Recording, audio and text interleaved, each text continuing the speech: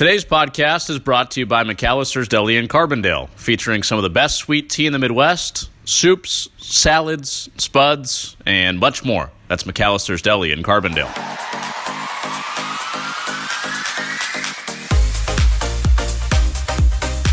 Hey, thanks for being with us. I'm Connor Onion.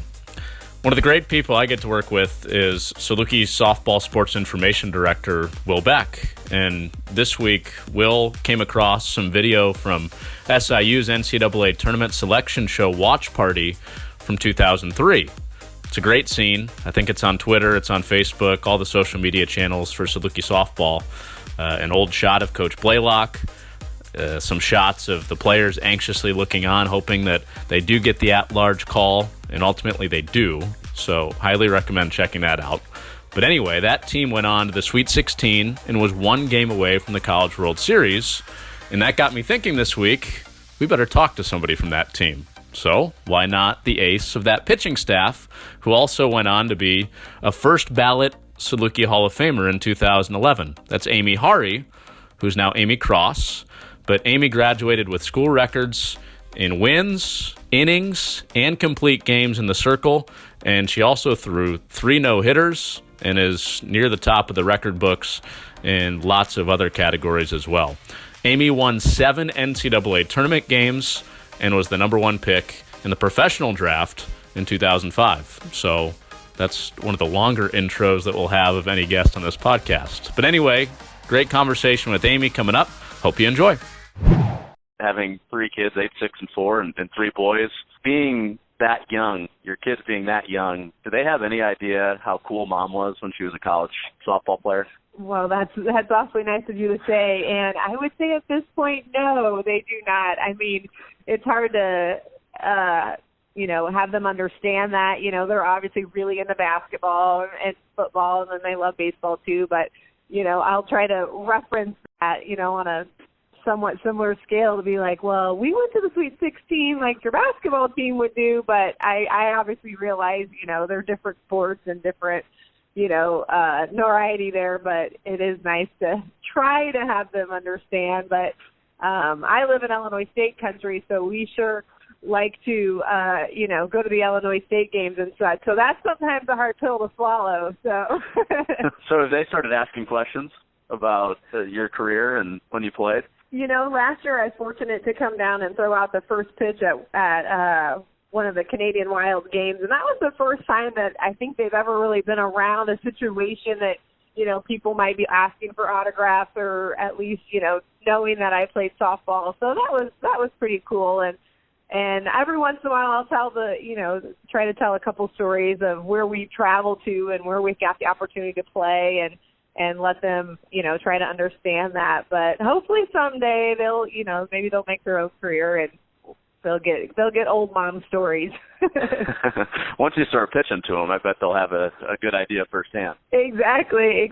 I was throwing to them a little bit the other day, and I had a friend say, do they realize how many times that, you actually struck somebody out, I said, no, I don't think so. And then they got a couple of hits off me, and my friend said, do they even realize that not many people got hits off you either, I said, no, they have no idea.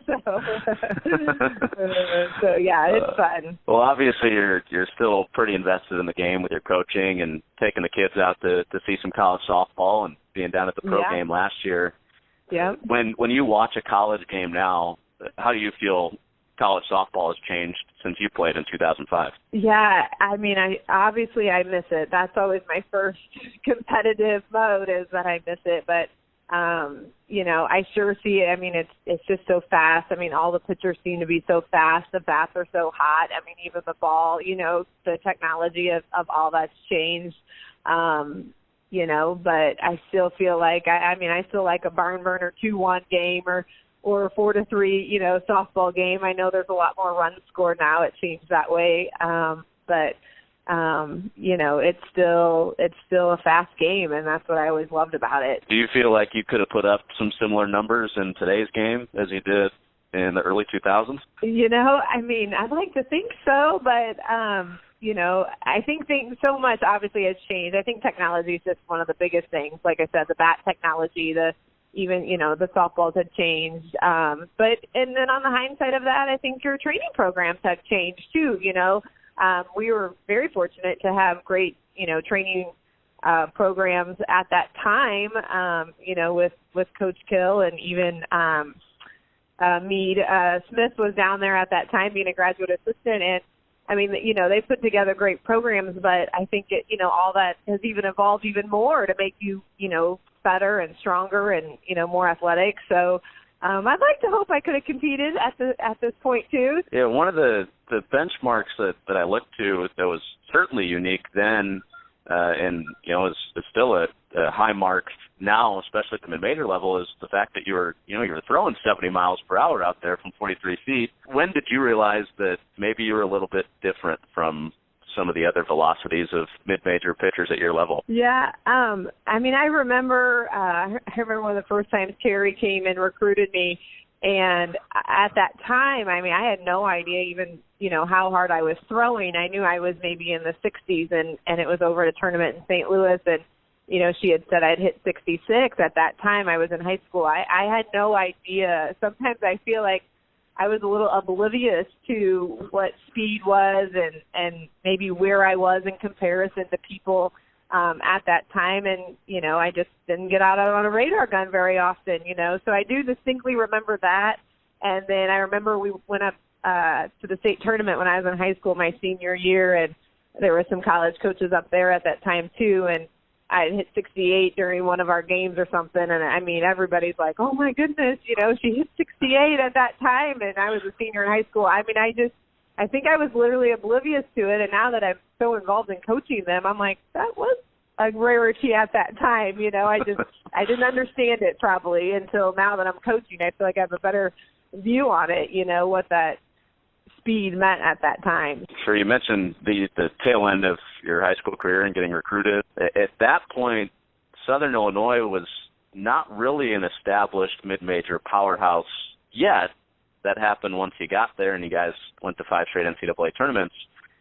But why did you buy in even though some bigger schools were recruiting you? Well, again, I feel like I was super oblivious to it all. When we were going through some of that recruiting process, I remember my dad, and my mom mentioning, it'd be really great if you could get a junior college scholarship, and help pay for some of your college. I'm like, oh, that'd be really great, and then, I started playing in more tournaments in St. Louis and getting exposed a little bit, and more colleges, were coming to my door, fortunately. I know Northwestern and Kentucky and, SLU and SEMO and all them. And then there was SIU, and it was just an opportunity. I felt like at that point, I enjoyed Cary, and I thought it was a place I could possibly go and play. And that was a big deal when I was making my decision to go and be able to play immediately my freshman year. At least that's what she told me. I really had no idea, but that's what she told me, that I would be able to come in and make an impact right away. And so it was really close to my family. And I knew that I could have family and friends come and watch me, and I thought that was really appealing at that time too. So that's where we ended up, at SIU. In games that you would pitch, being an hour from home, how many people would be in the stands to watch you? I was super fortunate. I had several great aunts and uncles that lived close. So I would say from the great aunts and uncles, I would probably have and cousins, I would have at least probably 10, just family there. And then, of course, my parents would be at every game possible. So that was important to me. Every individual athlete has their own dreams and wishes, and I try to, reiterate that to the girls that I'm coaching now, go and dream big and do what feels right for you. But that just felt right for me at that time. Now, you get to SIU your freshman year. You guys are a pretty good team. You're not a great team. You're not a postseason team. You win 31 games your freshman year. But what growing pains were there for you that year that you think set the table for some of your success later? I think what was important was, Cary just kept, I always tell her, you just kept throwing me in the fire. You're like, oh, we're playing Illinois State, you're up. Like, you're going to pitch. You're like, we're playing Creighton, here we go. Like, just keep going, She just, it was, I would say it was somewhat of a rebuilding year. They'd had a really strong senior class the year before that. And, it was just fortunate. It was a time that she just trusted in me to just keep going. There was a great junior and senior class there at that time that kept supporting me and saying, hey, you got this. All of my teams were my favorite, but that freshman year, like you said, those growing pains of you get beat, by Illinois State, and the next game, Carrie would be like, oh, you got the ball again, here we go. And I'm like, okay, here we go, let's throw again, So, part of it was just trust and learning the system, really, more than anything. The juniors and seniors trusted you right away. I can't imagine that's always the case with a freshman that comes in right away and plays a prominent role. Right, yeah.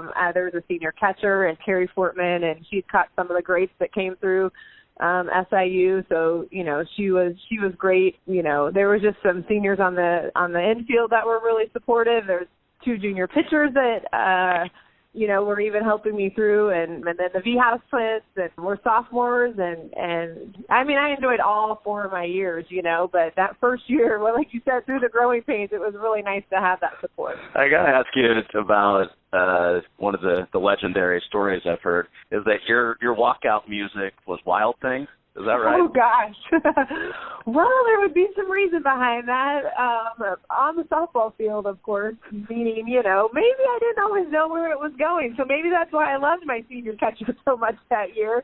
And, even Addie V-House got behind there, and she was a sophomore, too, catching me, too, a little bit. And, I mean, yeah, they claimed they didn't always know where the ball was going. So that's why it was Wild Thing. So effectively wild is how I like to tell people that. So imagine how the hitter felt. Exactly. See, effectively wild. Exactly. Yeah. Exactly. Yeah.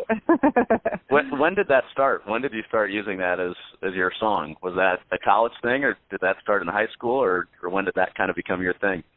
I'm sure I can't even remember distinctly. I remember being young and some younger kids would make fun of me more, singing Wild Thing when I would be, pitching all the time. But I'm sure the girls there that year influenced me to play that as a walkout song. Like you said, intimidation factor, if anything, for the hitter maybe. So does that ever come on at a game or when you're at a restaurant or something like that, and you kind of get in a zone and you're like, oh, this is my song, I'm ready to pitch? Yeah, it kind of pumps you up a little bit. It feels like you should be in the circle throwing softballs at people. So, oh yeah, I always remember when that song comes on. Well, obviously your sophomore year, things really started to turn for you and the program, and you guys really take off there. What was the turning point? What point do you look back and think, all right, that was the moment where this thing really came together and SIU became a powerhouse? I remember being down at, in Alabama, and we went down there and won a couple really big games down there in a tournament. And I remember Carrie saying, that was a point that we knew special things were going to happen with this group. At that point, even I think I was a little naive, not understanding, what had been put together there at SIU and what kind of success we could have.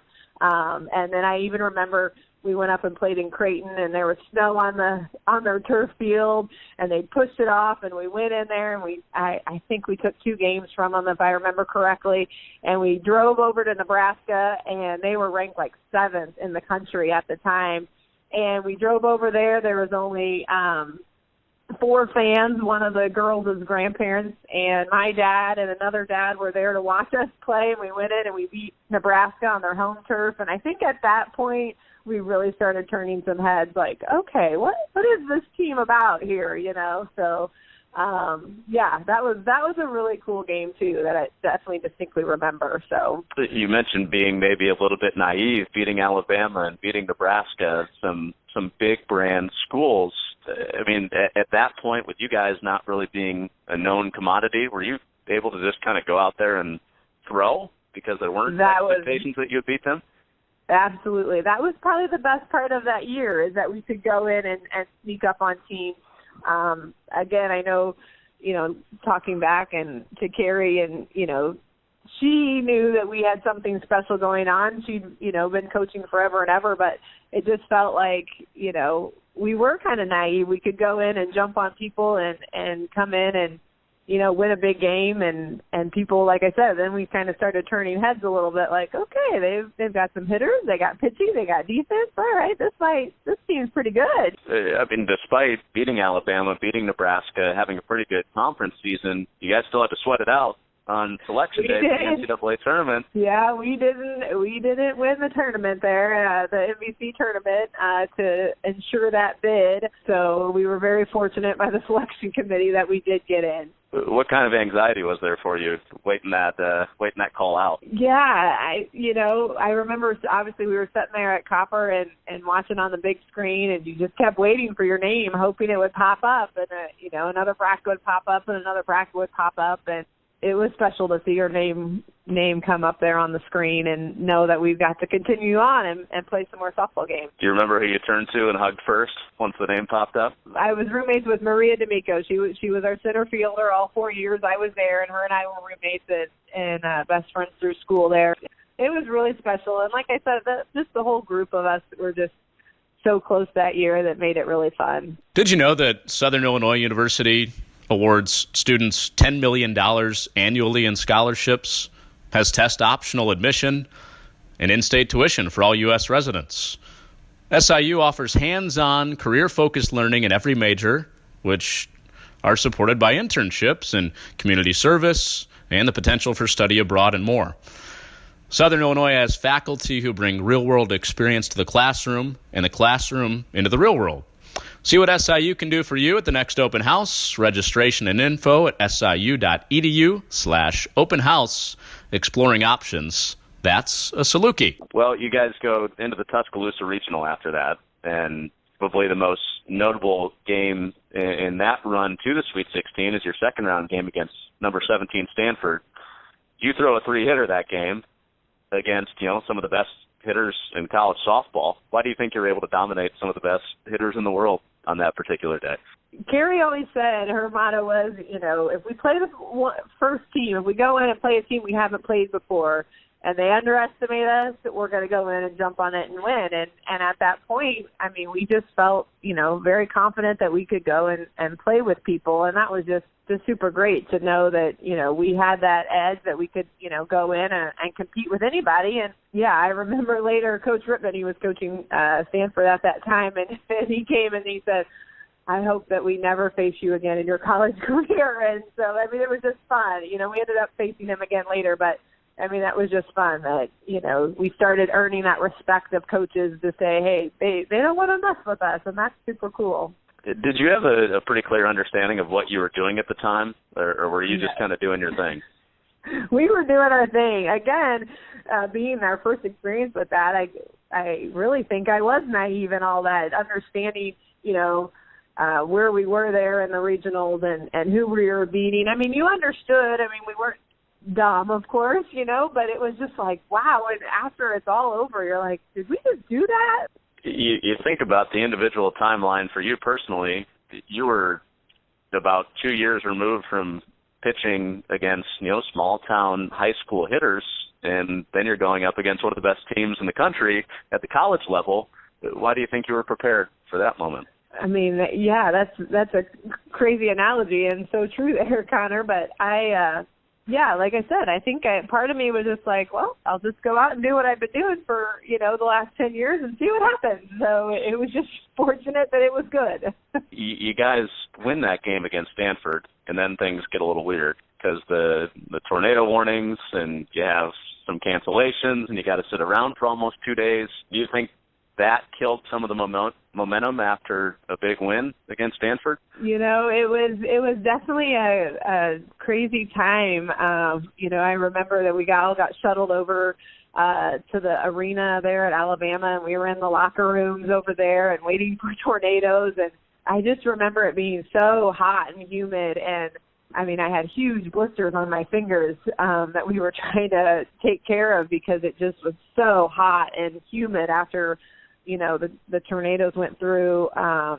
So, that's just part of playing, I think, is obviously we've dealt with weather issues our whole life playing softball, and that was part of playing, we went out there and gave it our all and did what we could and just unfortunately didn't quite make it on the last game. So even though you guys lost the final game, was there a feeling of satisfaction on what you guys had done? I do think so. I'd like to think so, that, we were all happy with our results. I mean, nobody ever likes to lose if you're a competitor, and we were all competitors. I think that's what made it special.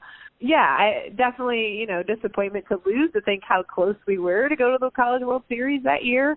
But obviously, have to be happy in the success that we had, putting SIU on the map for softball and knocking off a bunch of big teams that year was, and ending Sweet 16. I mean, that was awesome. In your interview when you were inducted into the Hall of Fame with Mike Reese, you said something about how if you could have gotten anything more out of your college career, there was just one thing, and that would have been a national championship.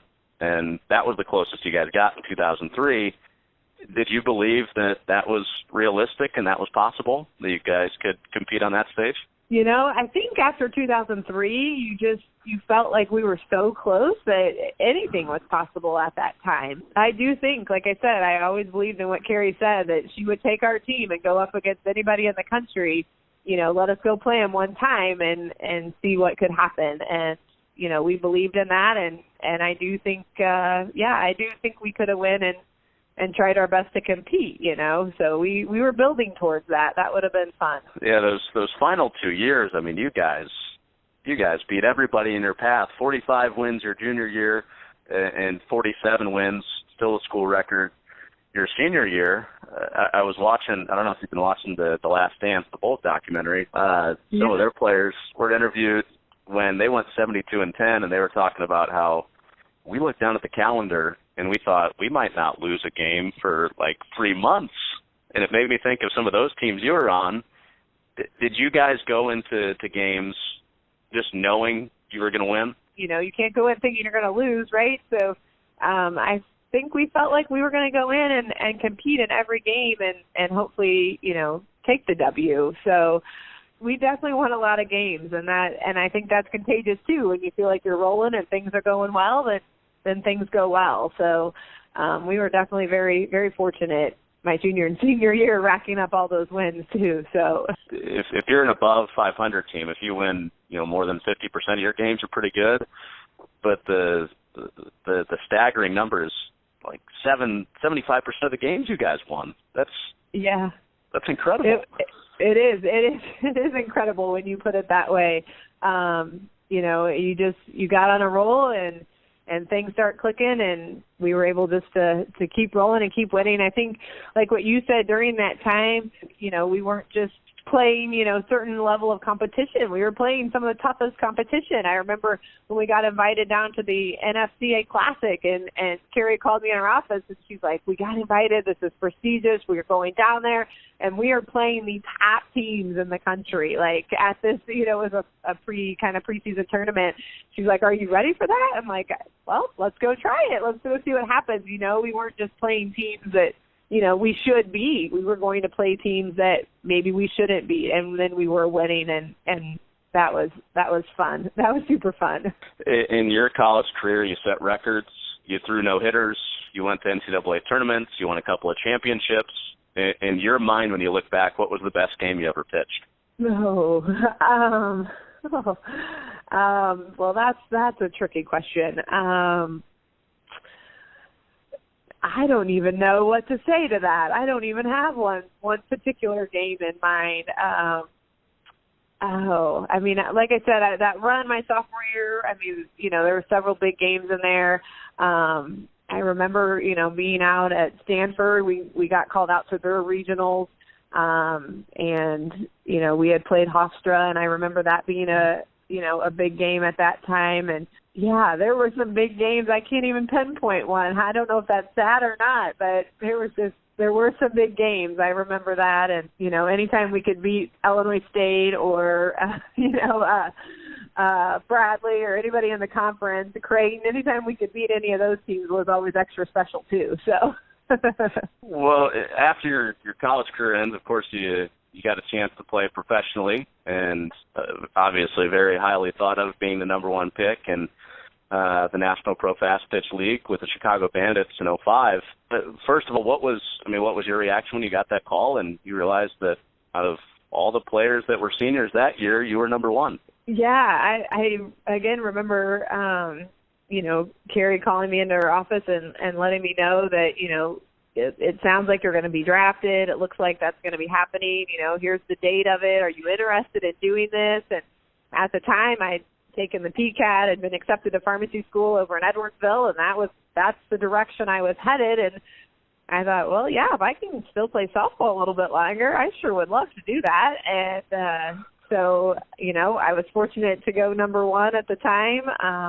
And go on up and play in Chicago, and best decision I ever made was to go on and continue playing because, you just could not play forever. And I know we all have to look at our situations different and understand that careers need to come also, but at that time, that was the best thing I ever did was go on and continue playing a few extra years. You weren't the only Saluki on the Bandits. No, there were three of you.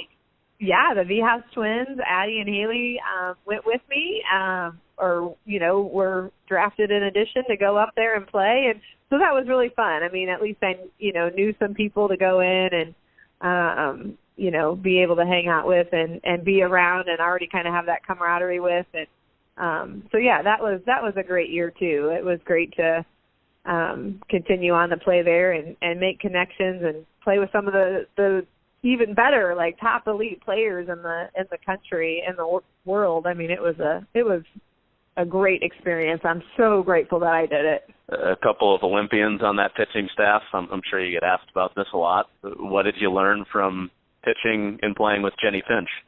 She was so just, down to earth, an amazing teammate, amazing person. I feel like I could still call her today and ask her for any kind of advice, and she would help me. But, just trying to take pieces from everybody, and it was so fortunate that every pitcher that came in there was top in the country, right? So just being able to go and asking, for any kind of advice, how to grip a ball differently, or routines to warm up, or, what kind of mentality training do you do? And so that was just fun to be able to, pick everybody's brain and take that information. And I was so old school. I had almost like a journal, and I'd literally just go and write everything down that everybody would tell me because I just wanted to absorb it all, and I didn't want to forget any of it. So, Finch is awesome. She's just an awesome person, an awesome ambassador for our sport. She's just an awesome person. Was there some awe for you, just how fast it moved and how fast you rose? Definitely. You're from a town of 3,000 people. I had, I think, 75 to 80 kids in my graduating class at Nashville High School. So you go from that to, SIU and being in a program there that obviously a big campus, and then going on to the next level of playing with teammates that, have, like I said, Olympians, they've won national championships, and they've been on that stage, and, just being on the same field with them and being able to learn from them and play with them. That was just an honor in itself. And that's why I say I don't regret ever going on to play and learning from those individuals in our sport and how they're, how they had success. And then hopefully I can contribute that, to now people that I coach, kids that I coach, or even my own kids someday. So I'll never regret going on and playing, and the places I got to play, the experiences I got to go and visit. I can't even imagine doing it differently. So that little yellow softball, it brought me all over the world, and I'm so grateful for that. Sometimes I think now I realize more, what I was able to go on and get a college scholarship, and like you said, play in the NCAA tournament, go on and play pro, and go and play around the world in Australia and Italy, and being able to have all those experiences. And now I feel like I understand it way better than maybe when I was going through it. Yeah, you piqued my interest when you said Italy. What was the best Italian dish you had when you were over there? Oh, well, the best Italian dish might have been gelato. Yeah, I love, just going to eat the ice cream. But, sure, the pizza was always phenomenal, and, always the pasta first, too. So I always joke about it. I lived there for 8 weeks, I'm pretty sure I gained 20 pounds just living there 8 weeks. So because of all the delicious food. So, and it was so great. My family was able to travel with us when we'd go to those places. I mean, they came to Hawaii with us and Italy, and they came down to Australia, my parents, my brother, and, you know, it was just awesome to let them be a part of that too, you know, that they were able to come along for the ride too and enjoy all that with me. So that's what was so fun. I think that's a good place to land the plane on the conversation with gelato. Yeah, that's fine. We need some of that in our life right now. So. That's right. Well, Amy, thanks so much for doing this. I know Saluki fans will be happy to hear from you. Well, thank you for reaching out, and you know, I wish all the athletes there at SIU the best of luck as they continue to navigate through some of this corona, but I look forward to supporting them and coming down and cheering them on.